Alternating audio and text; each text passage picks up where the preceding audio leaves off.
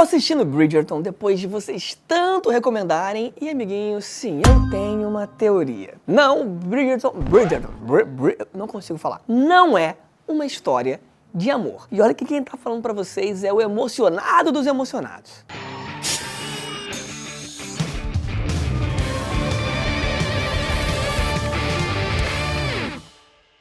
Pessoas, primeiramente, bom dia, boa tarde, boa noite, afinal, eu não sei que horas vocês estão vendo isso. Sejam bem-vindos a mais um episódio aqui do seu canal sobre cultura pop, sempre com uma pitadinha ali de ciências humanas, né? Eu falo ciências humanas porque é muito mais do que só filosofia. Dessa vez, pra falar dessa série que tem esse sucesso estrondoso, produzido pela Shonda Rhimes, inspirada no best-seller escrito pela Julia Quinn. Mas antes de começar a falar de Bridgerton, você sabe que eu preciso dar aquela mendigada pelo seu like, pedindo também que você compartilhe esse vídeo com seus amigos, suas amigas, para espalhar a palavra do Marcelzinho.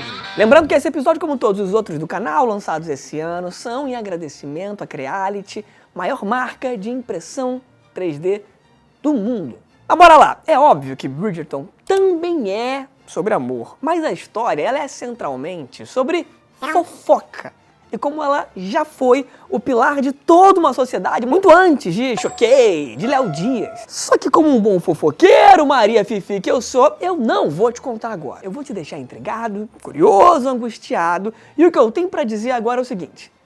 Depois eu te conto. Calma. Aliás, segura até o final porque eu não comecei a ver Bridgerton à toa, nem mesmo só por conta desse vídeo. E eu só vou revelar no finalzinho o motivo. Antes, vamos falar do assunto óbvio de Bridgerton e mais universal do mundo.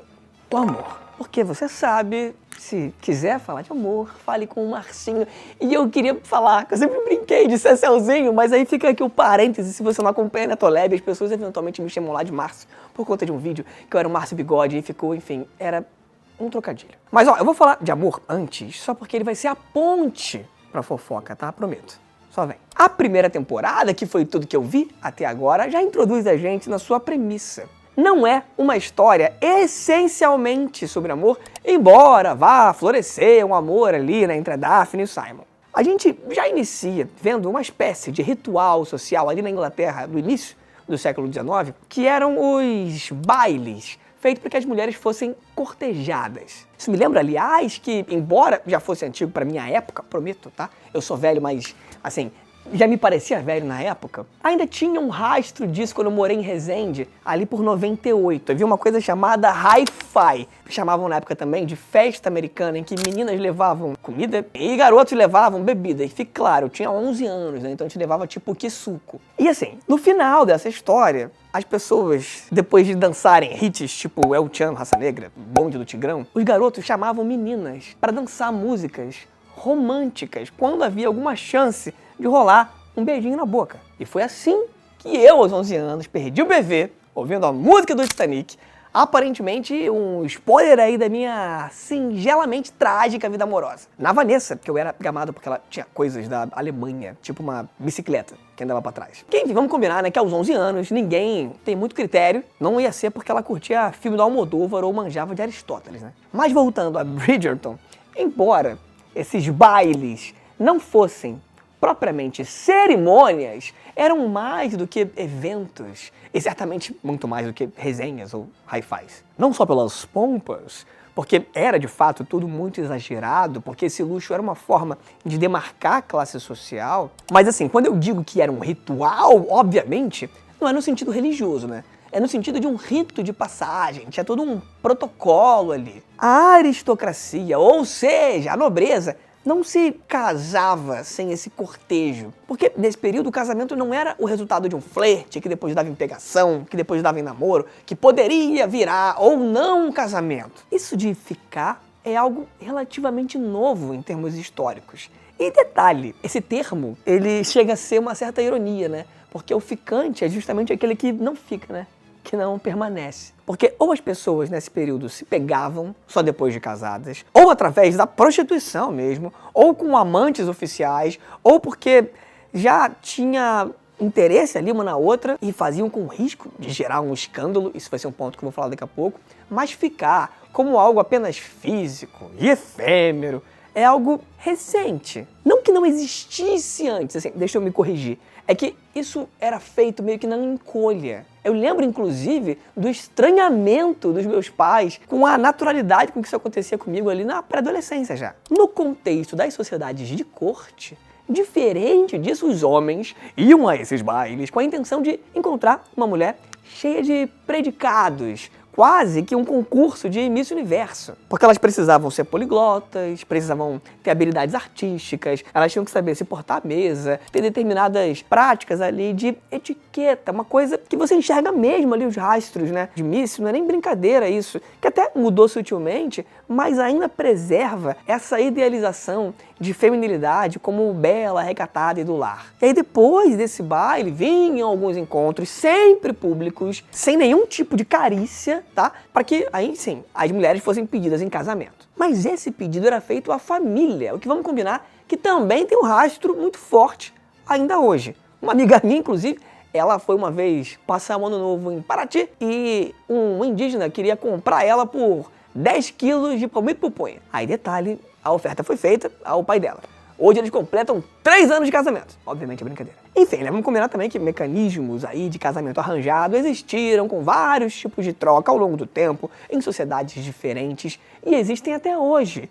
Em muitas comunidades tradicionais, como a dos ciganos, por exemplo. Tá, mas e as mulheres nesse contexto de Bridgerton? Elas tinham uma postura relativamente passiva, meio que na torcida de serem desejadas, é claro, né? Tentando fazer por onde também, por homens com títulos de nobreza. Isso não significa que não houvesse um possível encanto. Ao mesmo tempo também, né, um possível desprezo em relação aos caras, mas não era isso que costumava prevalecer como o que levaria ao casamento ou não. O que prevalecia era o desejo de honra e status da família. Aqui entra aquilo que um xará meu, o Marcel Mauss, antropólogo lá do século XIX, chamaria de pacto social total. Um fenômeno coletivo que, se você pensar, ele é capaz de descrever a sociedade em amplitude, toda a estrutura social. Porque ali estão presentes elementos morais, políticos, religiosos, simbólicos, econômicos e até mesmo, sim, afetivos. Embora, nesse caso, isso seja algo bastante escanteado, bastante secundário nessa história. E é justamente esse o ponto, evidentemente, afetivo, e como isso era uma questão lateral, que está o conflito da trama. Porque, já de cara, a gente ouve da própria Rainha Charlotte que o diamante da temporada era Daphne Bridgerton. O que significava que ela era a mulher mais alinhada com esses parâmetros que eu falei de feminilidade. E por consequência seria a mais cobiçada aí das mulheres, né? Ou melhor, das garotas, já que, né, enfim.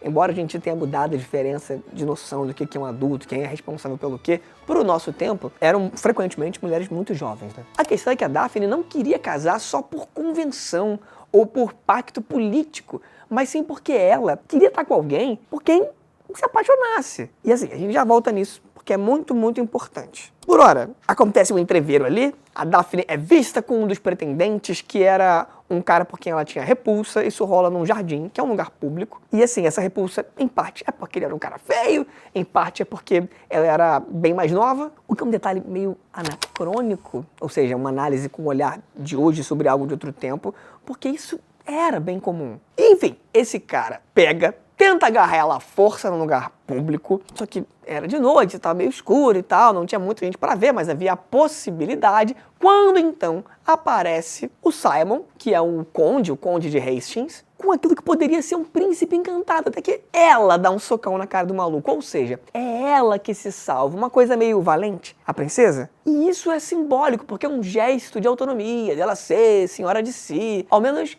quando não tinha um olhar da sociedade. Acho que é um ponto bem importante para a história. Acontece que pelo medo de alguém ter visto e pelo abusador, ele próprio espalhar esse boato, a Daphne acaba selando um pacto com o Simon. Ela combina que estaria sendo cortejada por ele, o que permitiria adiar, sim, tanto quanto possível, ela chegar a casar com alguém. Só que à medida que ela se aproxima dele, vai se encantando, a ponto de recusar ninguém mais, ninguém menos que o Frederick, príncipe da Prússia, que, por sinal, é um personagem histórico real. O Simon, por sua vez, à medida que conhece melhor ela, segue o caminho contrário, ele não quer se casar. Só que a ironia isso rola justamente porque ele se encanta por ela.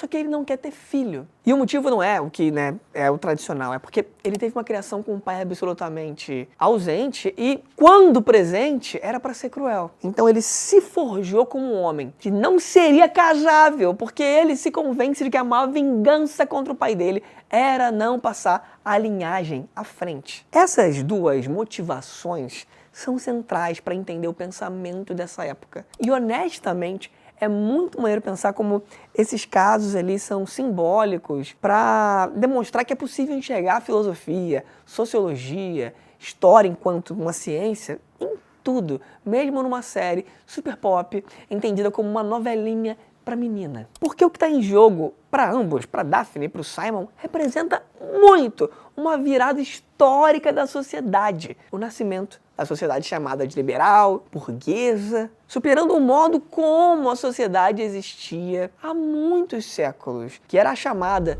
sociedade tradicional. Assim, pensa comigo. Em uma sociedade tradicional, como é o caso da retratada pela série, o lugar de uma pessoa na hierarquia social tinha a ver com um título e um comportamento público condizente. Não diretamente com aquilo que se produzia como hoje, né? O cara que é dono de uma fábrica, é dono de um canal, é dono de um jornal, é dono de uma fazenda, que isso gera por si só mais dinheiro. Olha como é que isso encaixa perfeitamente para o problema de ambos.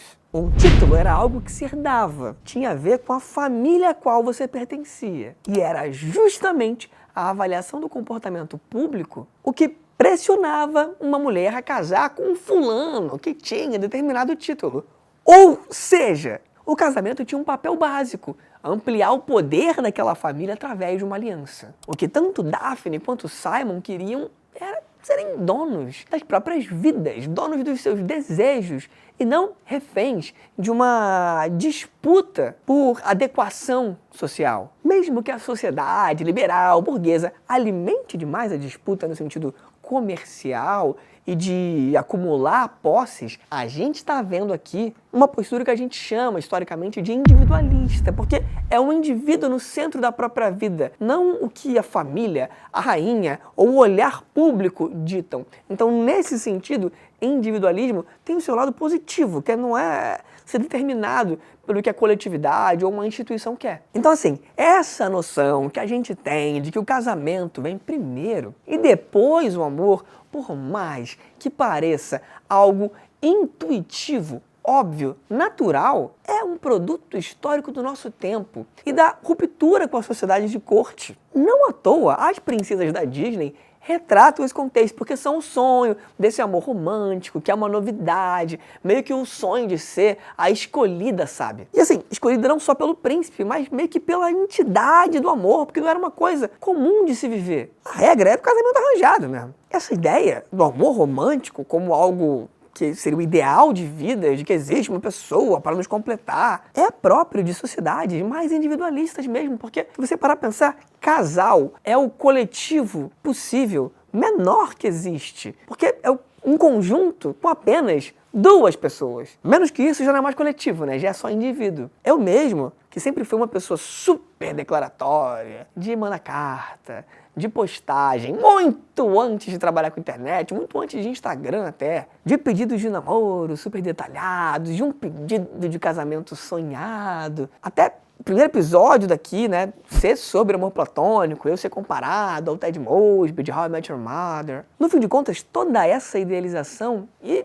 expectativa é a herança de todo esse ritual de cortejo que eu talvez romantize mais que outras pessoas, justamente porque mesmo tendo sido uma pessoa de galera desde sempre, também sempre tive dificuldade de permanecer como parte de uma identidade fixa, firme, em algo, né? Tipo, sou flamenguista, odeio o vascaíno, eu odeio quem é tricolor. Ou de ter uma ideologia política que eu tenho, mas a ponto de estar num partido e odiar outro, de ter uma fé institucional numa religião e frequentar aquilo, de ser alguém que vai sempre nos eventos familiares e não pode faltar. Eu nunca consegui ser essa pessoa. Talvez por ter crescido, bem, nem tanto, né?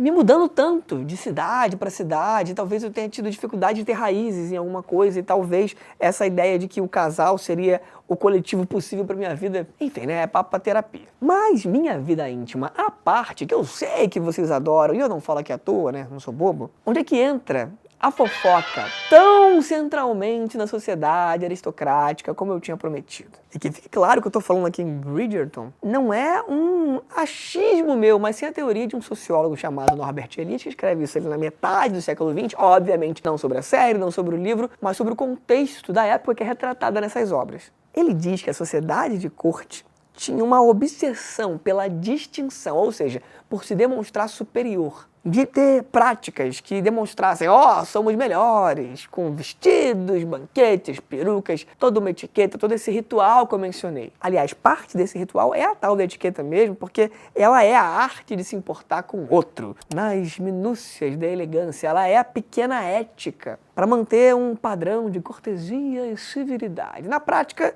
era um jeito de dizer que a aristocracia era diferente da ralé. Ainda mais diante do enriquecimento da burguesia, ou seja, uma classe que vinha crescendo em termos financeiros, mas não em termos de status. Então, a diferenciação precisava ser comportamental para justificar ser quem mandasse ainda não ser a burguesia. Essa distinção é fundamental até hoje para entender a desigualdade social, porque não basta ser mais rico. Mesmo hoje, é preciso parecer ser rico. Por isso, tanta gente fica incomodada quando o pobre consegue ir pra Disney, ir pra faculdade, ou só, enfim, usar o perfume da patroa. Mas nesse contexto aí do século XIX, tem algo muito importante de você entender, que é uma sociedade de baixíssima mobilidade social, ou seja, em que você não tinha muita chance de ascender através do esforço.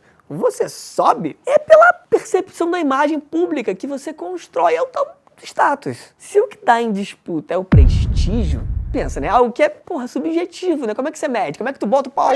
Como é que tu bota o prestígio na mesa? Através da observação constante, da circulação de informação informal. Que é o quê? É o boato, o disse-me-disse, a boca miúda, a fofoca. A fofoca não é, portanto, apenas uma crônica de microeventos sociais. Ela é um mecanismo de vigilância. Os bailes e os passeios nas praças, enquanto acontece a temporada ali desse mercado casamenteiro, funciona como um feed daquela época. Como todo mundo olha para todo mundo e a gente está falando de círculos fechados, pequenos de poder, você precisa evitar um mínimo deslize. É, digamos, um tribunal das minúsculas causas de séculos atrás. O que a personagem central dessa história traz, que é a Lady Whistledown, que escreve ali e distribui fofocas sobre aquela sociedade, é encarnar todo um jeitinho da época. E pelo anonimato, que de alguma forma remete também à internet, ela, a Lady Whistledown, constrói a narrativa sobre os acontecimentos de um modo que acaba sendo até mais forte do que o poder da igreja e da coroa de influenciar o que as pessoas pensam. Porque essas instituições mandam quase que por decreto, uma pressão mais evidente. A fofoca parece que é algo apenas espontâneo. Porque a fofoca ela não precisa ser verdadeira, ela precisa só parecer ser verdadeira. E aí, assim como o casamento serve para ampliar alianças, a fofoca é uma arma política. Na série, pelo menos até onde eu fui, isso fica numa esfera menor, mais engraçadinha, mais pessoal, como no caso ali da Marina Thompson, que tá grávida, e a Lady Whistledown, no caso, a dona da identidade secreta, a Penélope, que tá disputando o coração e um possível marido contra ela. Mas fosse como fosse, a fofoca servia como uma arma de destruição de reputação. Como? Insinuando, espalhando rumores, associando a comportamentos inadequados numa era muito certinha de uma etiqueta. Diga-se de passagem, falando em inadequação, a série traz bem ali a Heloise nessa posição de não quero casar, um lance meio rebelde, apesar de parecer tanto com Kaique Brito e um chocolate com pimenta, né? Impossível não pensar nisso. Falei disso no Reel, e toda vez que eu vejo ela, a música toca na minha cabeça. Talvez eu não consiga tocar aqui por questão de direitos, infelizmente. E vamos combinar que a busca dela sobre quem era a Lady Whistledown fosse a mais previsível do mundo, pelo menos do ponto de vista de quem é o consumidor, de quem está assistindo, que assim, a invisibilidade da Penélope colocava ela naquela posição de ser quem observa e nunca se envolve nas polêmicas, né? Já que ela não tinha meio que uma vida social muito estabelecida. Mas, resumindo, a fofoca aqui não é mero divertimento, é uma silenciosa guerra simbólica por ascensão de reputação, que acompanhava, evidentemente, uma série de privilégios. O Norbert Elias trata disso tudo como um sistema pelo fato de que todo mundo depende da opinião de todo mundo. A fofoca regula até mesmo quem se pode amar. Até porque, via de regra, o amor costumava vir depois do casamento. Isso quando vinha. Bridgerton parece ser sobre amor, mas é sobre um sistema tradicional. E dentro desse tradicionalismo ali, né, o patriarcado tão central, em que existe um mercado casamenteiro dentro de uma lógica de busca por visibilidade. Um dos pontos que Bridgerton me chamou a atenção é pensar que a gente fala que a sociedade de hoje espetaculariza tudo, mas no fim de contas, performance social é algo que sempre existiu. O que muda é o jeito, a intensidade, quem detém o poder. E a mudança crucial é que nessa época julgava-se o que era feito em público, fundamentalmente. Até porque, enfim, era o que estava exposto. E hoje a exposição, inclusive proposital e consciente, também engloba a vida privada. Então não tem novidade histórica no chá, revelação, tornar uma coisa que originalmente é algo íntimo em algo público, em gravar um pedido de casamento e viralizar. A gente já fazia rituais públicos antes. O que mudou é que antes a gente conseguia separar com mais clareza o que era performance e o que era real, o que era público e o que era íntimo. Hoje, a fofoca, ela persiste, mas para além de uma diversão do cotidiano, existe toda uma indústria que ganha rios de dinheiro com isso. Por exemplo, eu fui focalizando, as meninas estão podres de ricas. Existe toda uma dinâmica em que paparazzis viraram obsoletos porque a pessoa faz fofoca de si mesma. E também existe algo mais grave, a velocidade instantânea da circulação de informações destrói reputações de uma forma muito mais acelerada e devastadora. Porque chega a mais pessoas, porque é mais fácil fakear, porque você, com o telefone sem fio ali, não precisa nem ter testemunhado o acontecimento. Isso é ainda mais bizarro. Isso tudo porque essa sociedade liberal, burguesa, que surge nesse contexto justamente de virada da sociedade tradicional, traz um individualismo que diminui o quanto a igreja manda na gente, o quanto o Estado manda na gente, o quanto a família manda na gente. Mas, por outro lado, esse mesmo individualismo faz as pessoas quererem dinheiro a qualquer custo e serem indiferentes com os impactos na vida dos outros. Dito isso tudo, a real é que mesmo com essa pegada de novelinha, pelo menos a série, né, que foi o que eu vi, eu curti, sim, honestamente. Resguardados alguns exageros e mesmo imprecisões históricas, eu diria que é bacana por despertar esse entendimento do espírito daquela época e também por trazer o papel ativo possível, tá, para as mulheres numa sociedade tão repressiva como era nesse período. Agora, sim, eu não vi a série de bobeira, mas porque eu tô escrevendo um livro há tempos e que passa por essa idealização romântica e uma reflexão, sim, honestamente profunda que eu venho fazendo dela, não só sobre a sociedade, mas pelo modo como isso impacta a minha vida em particular. Até também pela última frase que meu pai me disse antes de morrer, eu já falei sobre isso algumas vezes na internet. Falo, inclusive, sobre isso no primeiro vídeo que eu gravei aqui, em que ele diz, manda um abraço para aquela que eu não vou conhecer. E o modo como isso deixou rastros em mim, positivos em parte, mas também, assim, com seus problemas, né, sobre essa procura. E tá, o que tem a ver isso com Bridgerton? É porque eu tô tentando entender se vale adaptar a linguagem do livro que eu tô escrevendo para algo ficcional, e em particular na pegada desses sucessos, obviamente, né, de forma muito modesta. Porque, na real, eu não quero escrever livro difícil para meia dúzia de acadêmico, meia dúzia de doutor entender. Eu quero falar com vocês mesmo, né? Agora, seja lá como for, tudo que eu tinha para falar hoje termina aqui. Deixa vocês então, um beijo para quem for de beijo, um abraço para quem for de abraço. Caso a gente não se veja novamente, bom dia, boa tarde, boa noite. Comenta aqui qual é a próxima série, qual é o próximo filme, o que mais você quer me ver falar, porque tudo dando certo, a gente se vê de novo no próximo vídeo. Tchau, tchau.